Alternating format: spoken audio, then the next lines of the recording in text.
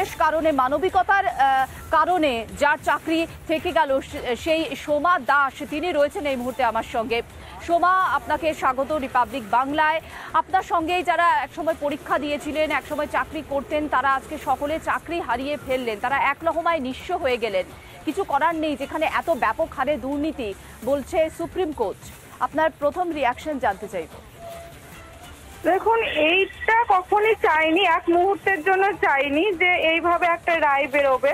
যে কিন্তু এই প্যানেল দুর্নীতিগ্রস্ত অবশ্যই। আমরা প্রথম থেকে দেখেছি আমাদের আন্দোলনটা ছিল এই দুর্নীতির বিরুদ্ধেই ছিল, যে আমরা প্রকৃত যোগ্য যারা তারা যেন আমাদের সঠিক পদ সঠিক জায়গাটা ফিরে পায় এবং যারা দুর্নীতি করে চাকরি পেয়েছে তাদের চাকরিটা যেন যায়।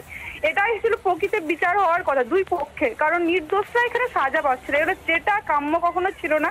এখানে সেই নির্দোষরাও কিন্তু সাজা পেয়ে গেল এক লহমায়। যেটা বলছেন যে এক লহমায় সত্যি অনেকেই কিন্তু আজ জীবন তাদের সংকটে, তাদের পরিবার, তাদের সন্তান, ছেলে মেয়ে প্রত্যেকের এখানে একটা সংকটময় পরিস্থিতি পড়ে গেল কিছু লোকের গাফিলতি এবং দুর্নীতিগ্রস্ত মনোভাবের জন্য। শোভা, দেশের ইতিহাসে এমন উদাহরণ আছে কিনা জানা নেই এই মুহূর্তে দাঁড়িয়ে, যেখানে এক লহমায় এতগুলো মানুষ তারা চাকরি হারালেন বিকজ অফ করাপশন, একটা গভর্নমেন্টের একটা করাপশনের জন্য। এই বিষয়টা তোমাদের দীর্ঘদিনের আন্দোলন ছিল, আদৌ তাদের হাতে কিছু থাকলো? কিছুই থাকলো না, সামনে তো শুধুই অন্ধকার। না, আমাদের আন্দোলনের দাবি কখনো এই একতরফা দাবি ছিল না। আমাদের আন্দোলনের দাবি ছিল যে শিক্ষা দুর্নীতি মুক্ত হবে, যারা শিক্ষকতার পেশায় দুর্নীতি করে চাকরি পেয়েছে তাদের বাতিল করে, যারা আমরা বঞ্চিত যারা আন্দোলন করছিলাম তাদের যোগ্য যারা পাচ্ছি তাদের নিয়োগ করতে হবে, এটাই আমাদের। সেখানে এটা রায়টা আমাদের অভিপ্রেত রায় কখনোই নয়।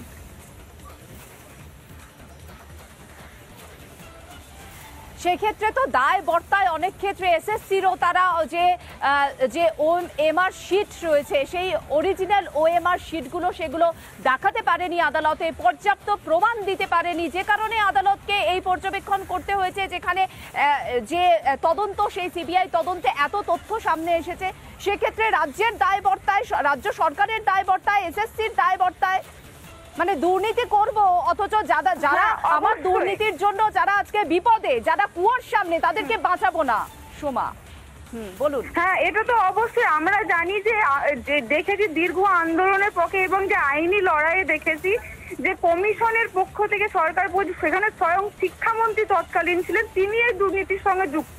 তার এই দুর্নীতিটা পরীক্ষার ফর্ম ফিল আপের শুরু থেকেই দুর্নীতি, এটা বলো। সেই দুর্নীতি তারপরেও যে কিছু যোগ্য প্রার্থী ছিল তাদের কিন্তু কোনো দোষ ছিল না, কিন্তু সরকারের যে সেগ্রিগেশনের একটা সঠিক তথ্য দেব না মনোভাব বা কমিশনের মনোভাব, সেই মনোভাবের ফলশ্রুতি কিন্তু আছে। যদি আজকে দেখেছি যে সুপ্রিম কোর্টের আগেও হাইকোর্টের সিঙ্গেল বেঞ্চ, ডিভিশন বেঞ্চ প্রত্যেক জায়গায় কিন্তু বলেছে যে সঠিক তথ্যটা দেওয়া হোক, কিন্তু সঠিক তথ্য কোনোভাবেই কিন্তু এবং একই রকম তথ্য কিন্তু পাওয়া যায়নি, যার ফলশ্রুতি কিন্তু আজকে এই রায়।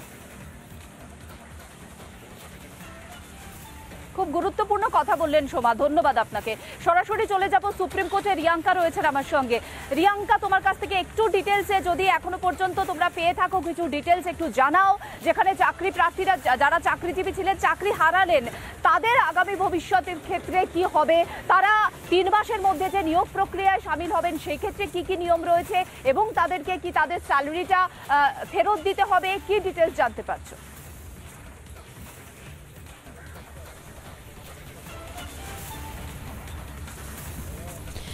দেখো, ক্লিয়ারলি বোঝা যাচ্ছে কারা যোগ্য বা কারা যোগ্য না। এই ব্যাপারটাকে যখন এই ব্যাপারে যখন ক্ল্যারিটি হয়নি, ওই মুহূর্তে সুপ্রিম কোর্ট বাধ্য হয়ে এরকম একটা ওয়ার্ডিক্ট দিল যে যেখানে প্রায় 26,000 স্টাফ, টিচিং আর নন টিচিং স্টাফের চাকরি পুরোটা বাতিল করে দেওয়া হয়েছে।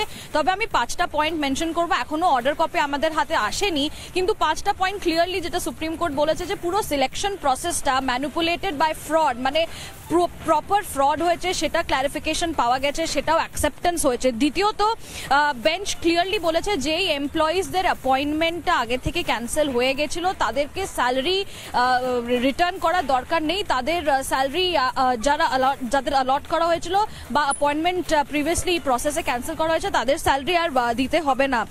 এবং সুপ্রিম কোর্ট ওয়েস্ট বেঙ্গল গভর্নমেন্টকে আগের প্রসিজার আগে নিতে বলে 3 মাসের মধ্যে নতুন সিলেকশন প্রসেস শুরু করার নির্দেশ দিয়েছে।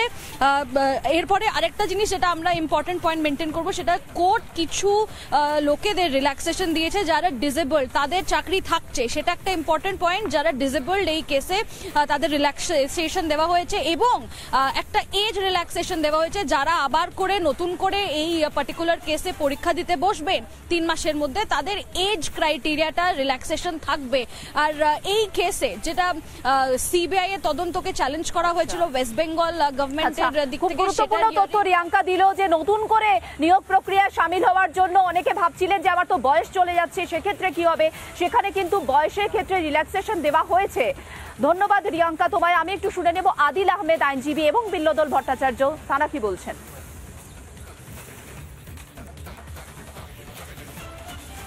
দেখুন, পুরো প্যানেলটাকে বাতিল করা হয়েছে, অনারেবল হাইকোর্টের অর্ডারটাকেও আপহেল্ড করা হয়েছে, আর সিলেকশন প্রসেস ওয়াজ টেন্টেড বা ফাজ যেটা আমরা বলছি সেটাও আপহেল্ড করা হয়েছে।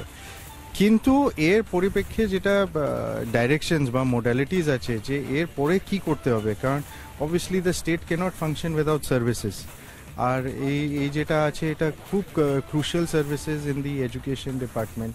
তো এদের চাকরি নিয়ে এবং স্টুডেন্টসের কি পরবর্তী কি ওরা অসুবিধা ফেস করবে, এজ নিয়ে স্পেসিফিকলি ওপেন কোর্টে কিছু বলা হচ্ছিল না, আমরা যেটুকুনি বুঝেছি। হ্যাঁ, যেরকম ডিটেলড অর্ডার আমরা সেই জন্য বলেছি বারে যে ডিটেলড অর্ডারটা এসলে এই যে ডিরেকশনস আছে যে যদি টেন্টেড আর আনটেন্টেডের মধ্যে ডিফারেন্সটা করা হবে, ইনকোয়ারি কত দিনের ভিতরে সমাপ্ত করতে হবে, বলা হয়েছে যে 3 মাসের ভিতরে করা হবে। তো এই ডিটেলসগুলো তখন সে গিয়ে দাঁড়াবে আর তখন গিয়ে বোঝা যাবে।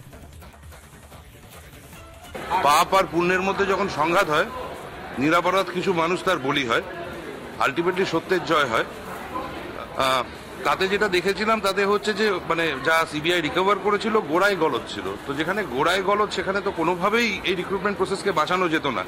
খারাপ লাগছে, অত্যন্ত খারাপ লাগছে।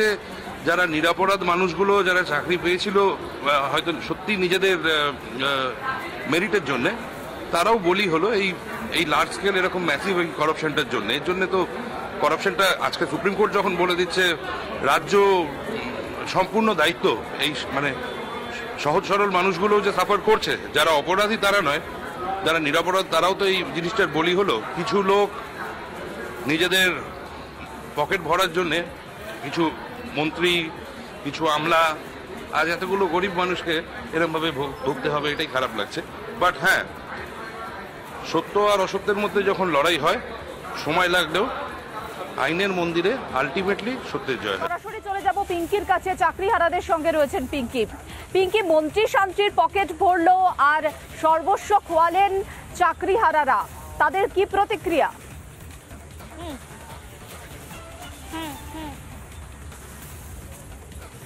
একেবারে দেখো, মন্ত্রী শান্তিরা পকেট ভরলো এবং চাকরি হারালো কারা? যারা চাকরির জন্য পরীক্ষা দিয়েছিলেন এবং ট্রেনে বাসে করে তাদের সেন্টার পর্যন্ত পৌঁছে গেছে, রাত জেগেছিল এই চাকরির জন্য। দাদা, অনেক এমন মানুষজন বলছেন যে রাত জেগে পড়েছি, ছোটবেলা থেকে স্বপ্ন দেখেছি শিক্ষক হওয়ার জন্য। আজকের দিনে দাঁড়িয়ে আর শিক্ষকতার উপর বা এই পেশাটার পর্যন্ত রাজ্য সরকারের চাকরির উপর আর কোনো আস্থা থাকলো? আসলে আগে যারা আমাদের মাস্টারমশাই তারা ধুতি পরতো, তাদেরকে দেখে সম্মান, যে শিক্ষকের যে কি সম্মান হয়, আর আজকের পশ্চিমবাংলার শিক্ষকদের সম্মান কোথায়? মাটিতে মিশিয়ে দিয়েছে। আমার এটা মেশালো পশ্চিমবঙ্গ সরকার, যারা 2011 সালে পরিবর্তনের সরকার এসেছিল, যে একটা পরিবর্তন হবে বাংলায়। আজকের মুখ্যমন্ত্রীর নেতৃত্বে, মমতা বন্দ্যোপাধ্যায়ের নেতৃত্বে এমন পরিবর্তন হয়েছে, চাকরি তো দিতেই পারছে না, উল্টে আমাদের গ্রাম বাংলার সাধারণ ঘরের ছেলেরা, যারা অনেক লড়াই সংগ্রামের ফলে এই দীর্ঘ পড়াশোনার পরে আমরা যারা চাকরিটা পেয়েছিলাম আমাদের সেই চাকরিটাও কেড়ে নিল। তাদের যে দুর্নীতি, সেই দুর্নীতিটাকে ঢাকার জন্য ওই যাদের ঘুষ দিয়ে চাকরিটা বিক্রি করেছে ওদের চাকরি যদি কেড়ে নেয় তাহলে ওরা তো ওই নেতাদের আম গাছে বাঁধবে, পেটাবে। সেই কারণে আর সরকারটা পড়ে যাবে। এই যে পচা গলা গন্ধ দুর্গন্ধযুক্ত দুর্নীতি করা যে সরকারটা পড়ে যাবে, সেই জন্য আমাদেরকেও আজকে বলি চড়িয়ে দিল। পশ্চিমবঙ্গ সরকার পরিষ্কারভাবে বলতে চাই, রাজ্যের মুখ্যমন্ত্রী আজকে আমাদের এই জায়গায় পৌঁছে দিয়েছে।